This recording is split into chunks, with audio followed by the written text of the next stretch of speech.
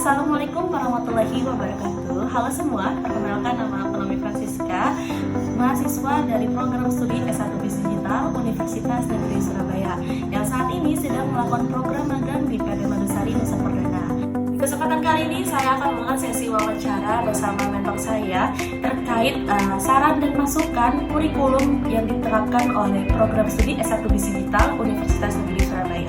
Mungkin sebelum kita masuk ke dalam sesi wawancara, mungkin boleh Bapak perkenalkan diri terlebih dahulu, nama dan juga jabatan di perusahaan sebagai apa? Nama saya Doni, saya sebagai tim digital di PT Madusari Nusa Perdana. Oke, pertama-tama mungkin saya ingin meminta pandangan Bapak terkait program studi bisnis digital ini. Apakah pembelajarannya sudah sesuai standar dan kebutuhan industri, Pak? Untuk kebutuhan industri memang akan banyak sekali kualifikasi yang dibutuhkan, namun persiapan yang dilakukan oleh desa sudah sangat baik untuk menjalankan program studinya, menjalankan program magangnya, sehingga nanti di kemudian hari bisa menjawab tantangan yang ada di industri. Jadi pembekalan ini sebenarnya sangat amat baik. Oke, lalu kalau dilihat dari kompetensi yang ingin dicapai mahasiswa nih, apakah menurut Bapak hal tersebut sudah sesuai dengan keterampilan yang dibutuhkan oleh industri kerja saat ini? Kompetensinya memang banyak sekali yang harus diasah, masih banyak lagi yang harus diimprove, yang diperbaiki. Meskipun sudah linear program studinya dengan konsentrasi pada magangnya, namun untuk improve skills, untuk memperbaiki ke depannya memang masih perlu peningkatan lebih lanjut supaya bisa fit dengan apa yang dibutuhkan sama industri ke depannya. Oke, baik. Mungkin kalau misalnya kita lihat dari segi metode pembelajarannya, apakah udah sesuai dengan cara kerja atau proses evaluasi yang umum digunakan di dunia industri, Pak? Sebenarnya sudah sesuai, sudah on track apa aja yang dibutuhkan, proses evaluasinya, mulai dari planningnya hingga evaluasinya. Menurut saya program ini sudah sangat sesuai, jadi program ini sudah sangat baik sebetulnya. Menurut Bapak pribadi, apakah mahasiswa itu juga perlu dibekali kemampuan untuk bekerja dengan berbagai karakter, latar belakang, atau sudut pandang yang berbeda? Betul, jadi persiapan mahasiswa ini tidak hanya hard skill-nya, tapi soft skill-nya juga sebenarnya harus diasah terlebih dahulu supaya tidak nanti ada perasaan kaget, surprise. Ternyata banyak sekali karakter-karakter budaya yang tidak ditemui sebelumnya. Jadi proses adaptasinya akan lebih cepat apabila ada pembekalan. Oke, nah untuk pembelajarannya sendiri, apakah pembelajaran di kampus perlu melibatkan praktisi atau mitra industri secara intens gitu, Pak?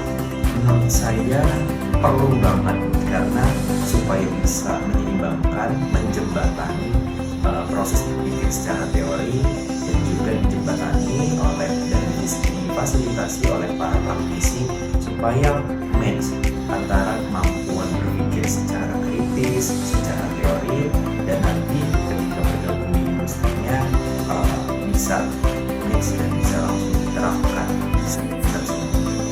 Oke, mungkin selanjutnya saya di sini pengen nanyain terkait masukan atau saran dari Bapak terkait kurikulum dari prodi bisnis digital sendiri. Nah, menurut Bapak, apakah struktur kurikulum yang sudah ada ini sudah mendukung kebutuhan industri bisnis digital saat ini? Kurikulum yang ada di bisnis digital khususnya di Universitas Negeri Surabaya sebenarnya sudah sangat baik, mempersiapkan mahasiswanya, membekali mahasiswanya supaya ketika dia sudah lulus dari kampus, dari program studi, bisa bertarung di dunia digital, bisa bertarung di dunia bisnis digital ataupun di industri manapun yang akan ditempuh. Pembekalan ini sebenarnya sudah sangat baik supaya pemanasannya itu sudah ada. Jadi ibaratnya itu proses analogi berpikirnya ibarat seorang atlet, jadi melakukan pemanasan dulu sebelum bertanding. Nah, mungkin program studi bisnis digital UNESA ini sudah sangat baik untuk mempersiapkan mahasiswanya bertarung di industri sesungguhnya sampai lulus. Oke, luar biasa. Lalu terkait komposisinya antara antara mata kuliah wajib dengan pilihan itu, apakah menurut Bapak itu udah seimbang dengan pembekalan mahasiswa itu sendiri? Prosesnya itu seimbang atau tidaknya ini yang mungkin kita berbicara nanti teori relativitas gitu ya. Baik individunya ini, mahasiswanya ini sudah merasa seimbang atau tidak gitu ya. Jadi yang bisa menilai ini mungkin internalnya dulu gitu, dari mahasiswanya sudah merasa mata kuliah wajib maupun pilihan ini mereka merasa sudah seimbang atau tidak gitu, karena mengikuti passionnya, mengikuti pola berpikirnya supaya enjoy menjalani proses pembelajaran ke depannya. Oke. Lalu menurut Bapak sendiri, apakah mahasiswa ini sudah memiliki ruang yang cukup untuk mendalami bidang yang sesuai dengan minat dan rencana karir mahasiswanya, Pak? Betulnya iya, di era sekarang kayaknya tidak ada lagi alasan kita keterbatasan informasi, kita keterbatasan kemampuan untuk mencari sesuatu gitu. Dunia sekarang ini prosesnya dinamis cukup cepat gitu ya. Ya sekarang kayaknya nggak ada lagi hambatan-hambatan untuk kita berpikir 2-3 kali lebih cepat dibanding teman-teman sebaya kompetitor kita gitu. Jadi sepertinya hambatan-hambatan itu dirasa sudah bukan lagi tantangan yang relevan di era sekarang, jadi sudah nggak ada sih.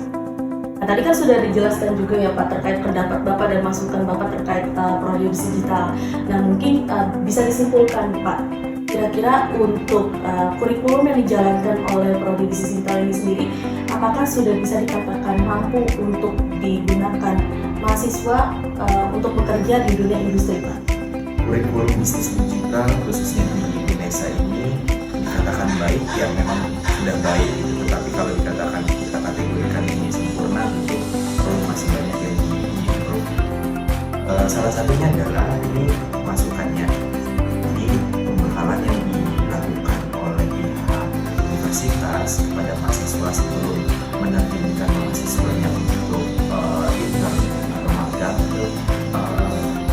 kemampuan untuk adaptasinya, kemampuan untuk bagaimana menghadapi karakter-karakter rekan-rekan sejawat, dan juga proses transisi antara berpikir dalam kelas dan juga berkolaborasi dalam tim. Jadi perlu banyak improve yang dilakukan meskipun program ini sudah sangat baik. Baik. Oke, terakhir nih Pak, mungkin dari sesi wawancara kita kali ini ya, lebih ke ingin menggali peluang kolaborasi antara pihak UNESA dengan PT Madusari nih Pak. Saat ini apakah ada tantangan atau permasalahan yang sedang dihadapi perusahaan dan sekiranya dapat berpotensi untuk dijadikan topik riset untuk mahasiswa ke depan? Banyak sekali tantangan-tantangan yang sedang kami hadapi internal, dan mungkin ini bisa jadi bahan riset juga. Kita berkolaborasi antara PT Madusari Pusat Perdana dengan pihak UNESA, bagaimana kita bisa mengkaji ulang secara komprehensif apa saja yang menjadi tantangan kami saat ini. Pokoknya banyak sekali. Kalau dicantumkan dalam sesi wawancara ini mungkin durasinya akan sangat panjang. Tetapi kita membuka kesempatan kolaborasi ke depannya apabila riset yang ingin dilakukan kepada PT Madusari dan sifatnya adalah berkolaborasi, tentu kita akan jalan sama-sama dan ke depannya mencapai tujuan masing-masing. Secara kesimpulan, kolaborasi untuk dilakukan ke depannya sangat terbuka.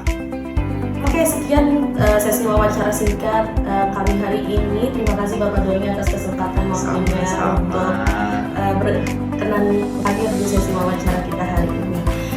Terima kasih, saya Nomi Francisca, pamit undur diri. Wassalamualaikum warahmatullahi wabarakatuh.